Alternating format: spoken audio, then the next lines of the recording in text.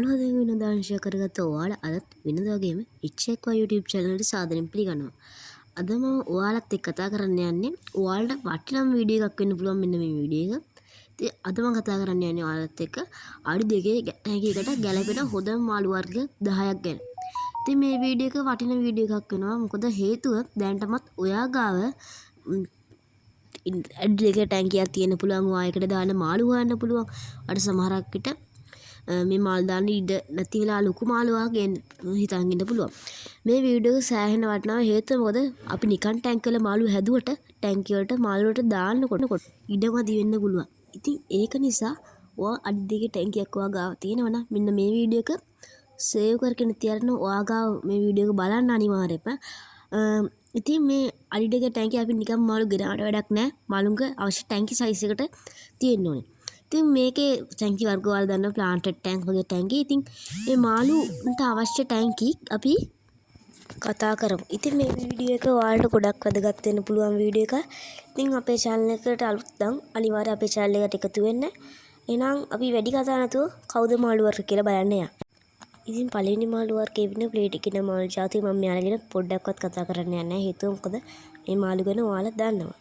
ඉතින් ඒ වගේම ඔයාලා සෝටේ මාළු වෙනත් දන්නවා. ඉතින් මේ මෝලි මාළු හදනකොට අඩි දෙකේ ටැංකියට වඩාත්ම සුසුම්. මොකද මෙයාලා අඟල් දෙකක් වගේ ප්‍රමාණයක් ලොකු නිසා අඩි දෙකේ ටැංකියක් මෙයාලට සෑහෙන හොඳ ඉඩ ප්‍රමාණයක් සහිත ටැංකියක් වෙන්න පුළුවන්. සමහරක් අය ඔයාලා දන්නා මෙයාලා සිමෙන්ති බෝල් වලත් හදනවා. ඒ සිමෙන්ති බෝල් වල හදනවත් කිසිදු ප්‍රශ්නයක් නැහැ. මොකද මේ මාළුන්ට ඒ සිමෙන්ති බෝල් එක ඒ මාළුන්ට හොඳ ඉඩ ප්‍රමාණයක් වෙනවා. ඉතින් මම මේ මාළුව ගැන වැඩිපුර කතා කරන්න යන්නේ. එහෙනම් අපි දෙවෙනි මාළුව බලන්න යමු. ඉතින් දෙවෙනි මාළු වර්ගයේ වෙන ඔයාලා අපි හැමෝම දන්න ටෙඩ්‍රෝ කියන මාළු జాතිය. සමහරක් විට මේ මාළු జాතිය ඔයාගාව ඉන්නා වෙන්න පුළුවන්. ඉතින් මේ ටෙඩ්‍රෝ జాතිය ඔයාලට වෙළඳපොලේ බහුලව දකින්න පුළුවන්. රැවිනෝස් ටෙඩ්‍රා, ග්ලෝ ටෙඩ්‍රා, නියොන් ටෙඩ්‍රා වගේ මාළු జాති ඒ ගැන ඔයාලට වෙළඳපොලෙන් බහුලව දැනගන්න හැකියාව තියෙනවා. ඉතින් මීට අමතරව ඔයාලා ටෙඩ්‍රා ගැන කතා කරලා ටෙඩ්‍රා වර්ග බහුලව අපිට ඇක්වැරියම් ෂොප් එකේ බලන්න පුළුවන්. ඉතින් මීට අමතරව ටෙඩ්‍රා වර්ග ඔයාලට ඉන්නවා. ඉතින් අඩි දෙකේ ටැංකියට ටෙඩ්‍රා జాතිත් හොඳ තේරීමක් වශයෙන් අපිට ගන්න හැකියාවක් නිසා ඉතින් ඔයාලට මෙච්චර කතා කරන ටෙඩ්‍රා ගැන අපි එහෙනම් ඊළඟ මාළුව ගැන කතා කරන්න යමු. ඉතින් අපි ඊළඟට තුන්වෙනියට කතා කරන්නේ ඉතින් මෙතෙක් ඔයාලත් එක්ක කතා කරපු නැති මාළු జాතියක් තමයි. ඒ තමයි සික්ලිඩ් වර්ග ගැන. ඉතින් මේට අමතරව මංගා සික්ලිඩ් වර්ග කෙනෙක් ඉන්නවා. මොකද මංගාව ඉස්සර මම රෙසිඩුවල් සික්ලිඩ් ඇති කරා. එතකොට එක පැට බ්‍රීඩ් වෙලා එක පැටියෙක් ඉතිරලා දැන් ඒ පැටියා ඉන්නවා ලොකු වෙලා. ඉතින් සික්ලිඩ් වර්ග ගැන කතා කරන්න ගියොත් රැම් සික්ලිඩ්, රෆාල් සික්ලිඩ් එතකොට තව ඉලෙක්ට්‍රික් බ්ලූ සික්ලිඩ් වගේ මාළු జాති වලට වෙළඳ පොලෙන් දැක් ගන්න කියා තියෙනවා. හැබැයි මෙයාලා ටිකක් ආක්‍රමණශීලී වගේම නිකන් දරුණු හදන්න ගත් කල හැබැයි අනර්ග පාටක් කියන මාළු జాතියක් තමයි. ඉතින් ඔයාට සික්ලිඩ් මාළු හදන්න ආස නම් ඉතින් ඔයාට හදන්න හැකියාව තියෙනවා. මම ඉස්සරහට සික්ලිඩ් මාළුන්ගේ කෙයරින් වීඩියෝස් එකක් ගේන්නම්. ඉතින් එහෙනම් අද සික්ලිඩ් මාළු ගැන කතා කරපු එකකින් ඔයාලට සික්ලිඩ් මාළු ගැන යම් අවබෝධයක් එන්න කියලා හිතනවා. මෙයාලත් අඩි දෙකේ ටැංකියකට වඩාත් සුසු මාළු జాතිය. මොකද මෙයාලා ප්ලාන්ටඩ් ටැංක් වල තමයි වඩාත්ම ගැලපෙන්නේ. මොකද මෙයාලගේ තියෙන ආකර්ෂණශීලී ගතිය සහ මෙයාලගේ තියෙන වර්ණ රටාවන් සමග මෙයාලා ගොඩාක්ම කැපිපෙන මාළු జాතියක්. ඉතින් ඔයාලත් සික්ලිඩ් මාළු හදන්න හැකියාව තියෙනවා. එහෙනම් අපි ඊළඟ මාළු වර්ගය ගැන කතා කරන්න යමු.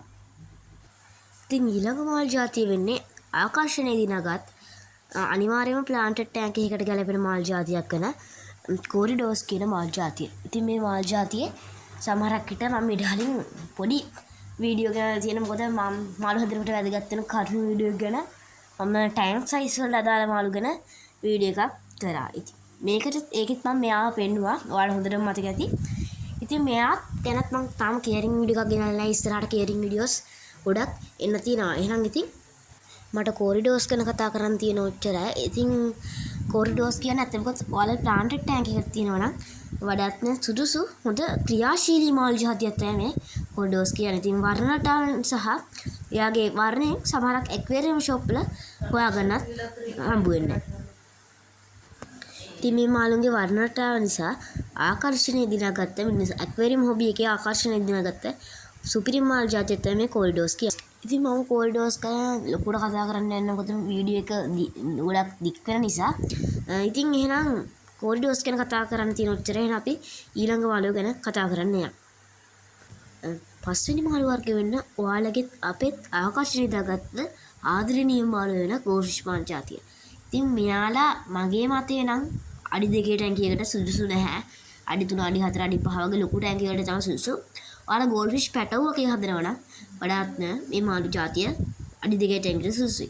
මොකද ලොකු ඉඩක් ගන්න නැහැ. ඉතින් ඒක නිසා මේ පොඩි මාළු జాතිය නා අනිවාර්යෙන් ෆිල්ටරයක් ඒවියේෂන් ලයින් එකක් වගේ දෙයක් දාන්න ඕනේ. ඉතින් මම ගෝල්ෆිෂ් ගැන කතා කරන්න යන්නෙත් නෑ මොකද ගෝල්ෆිෂ් ගැන හැමෝම දන්නවා. ඉතින් මේ ගෝල්ෆිෂ් කියන මාළු జాතිය පොඩි ළමයින්ගෙත් ආකර්ෂණය දිනාගත්ත මාළුවෙක්. ඊළඟ මාළු జాතිය එනවා මීට කලින් ඔයාලට කෙයරින් වීඩියෝ එකක් කරපු ශ්‍රීම් කියන මාළු జాතිය. ඉතින් මම යාලා ගැන වැඩිපුර දෙයක් කතා කරන්න යන්නේ නැහැ මොකද මම යාලගෙන් මීට කලින් කෙයරින් වීඩියෝ එකක් කරලා තියෙනවා. ඉතින් මේ වීඩියෝ එක බලලා නැත්නම් ගිහිල්ලා බලන්න කියලා ඉල්ලනවා. ඉතින් එහෙනම් අපි ඊළඟ මාළු වෙන කතා කරන්න යන්නේ. ඉතින් මම ශ්‍රීම් ගැන ගොඩක්ම ලොකු දෙයක් කතා කරන්න යන්නේ නැහැ. මෙයාලත් අඩි 2 ටැංකියකට සුදුසු මාළු జాතියක්. එහෙනම් අපි ඊළඟ මාළු ගැන කතා කරන්න යමු. ඊළඟ මාළු වර්ගය වෙන්න මම ඔයාලට මීට කලින් කෙයරින් වීඩියෝ එකක් ගෙනාපු ඒන්ජල් කියන මාළු జాතිය. හරි අලංකාර දිව්‍යාංගනාවක් කියන නම හැදලා තියෙන මේ මාළුවා ඇක්වේරියම් හොබි එකේ එදා මෙදා තුර ජනප්‍රිය මාළුවෙක් තමයි මේ ඒන්ජල් කියන්නේ. ඉතින් මම ඒන්ජල් ගැන වැඩිදුර කතා කරන්න යන්නේ නැහැ මොකද මේ වීඩියෝ එක දික් වෙන නිසා. ඉතින් ඒන්ජල් ගැන කෙයරින් වීඩියෝ එකක් කරලා තියෙනවා මම. මේ වීඩියෝ එක නැත්තම් බැලුවේ නැත්තම් ගිහින් බලන්න. එහෙනම් අපි ඊළඟ මාළුවෙට කතා කරන්න යමු. ඊළඟට කතා කරන්නේ ක්‍රේෆිෂ් කියන මාළු జాතිය. මේ 8 වෙනි මාළුවා. ඉතින් මේ මාළු జాතිය ගැනත් මම ලොකුට කතා කරන්න යන්නේ නැහැ. මොකද මේ මාළු జాතිය ඉස්සන් වර්ගයටම සමාන මාළු జాතියක්. ඉතින් මම යාළුවා ගැන ලොකුට කතා කරන්නේ නැහැ. මම ඉස්සරහට යාළුවා කෙයරින් වීඩියෝ එකක් ගේන්නම්.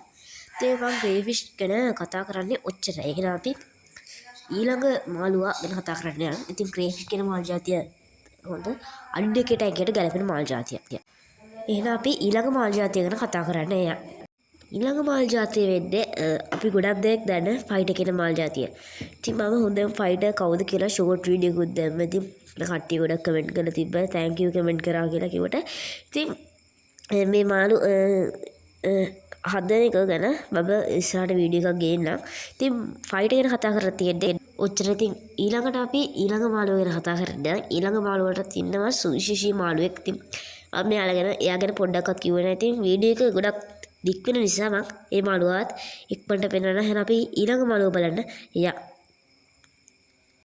මම දැන් කතා කරන්නේ අද අපි වීඩියෝ එකේ ඉන්න අවසන් මාළුව 10 වෙනි මාළුවා. ඒ තමයි මලාවි කියන මාළු జాතිය. මලාවි කිව්වෙන් පස්සේ ඔයාලගේ හිතට එනවා එකපාරට අර මුහුදේ ඉන්න මාළු జాතියක්. ඉතින් මුහුද සික්ලිඩ් වර්ග වලට අයත් දෑකප් කියන මාළු జాතිය තමයි මේ මලාවි කියන්නේ. ඉතින් වීඩියෝ එක ඉතින් මෙච්චරයි මම මලාවි ගැන කතා කරන්නේ. එහෙනම් ඉතින් මලාවිත් අඩි 2 ටැංකියට හොඳ මාළු జాතියක්. ඉතින් මම මේ වීඩියෝ එක කතා කරන්නේ ඔච්චරයි. ඉතින් අඩි 2 මාළු ටැංකියට ගැලපෙන හොඳ මාළු జాති කිහිපයක් මම දැන් ඔයාලත් එක්ක කතා කරා. ඉතින් මේ වීඩියෝ එක හොඳයි නම් සබ්ස්ක්‍රයිබ් කරලා තව ඔයාගේ යාළුවන්ට බලන්න මේක ෂෙයා කරන්න. එහෙනම් අපේ ස්ටයිල් එකත් එක්ක දිගටම රැඳිලින්න අලුත් වීඩියෝ එකක් හමු වෙමු. ඉතින් ඔයාලටම සුබ දවසක්. ඒක නේ මට කියන්න තියෙනවා. ඉතින් පෝස්ට් ටැග් එකත් හදලා ඉවරයි. ඔන්න මම අප්ඩේට් ටික ගේන්න. එහෙනම් ඉතින් ඔන්න මෝස්ට් ටැග් එක හදලා ඉවර නිසා ඉතින් මම ෂෝට් වීඩියෝස් ටිකක් ගේන්න. එහෙනම් වීඩියෝ එක ඔච්චර අදට. එහෙනම් අපි අලුත් වීඩියෝ එකකින් හමු වෙමු. එතෙක් ඔයාලට සුබ දවසක්.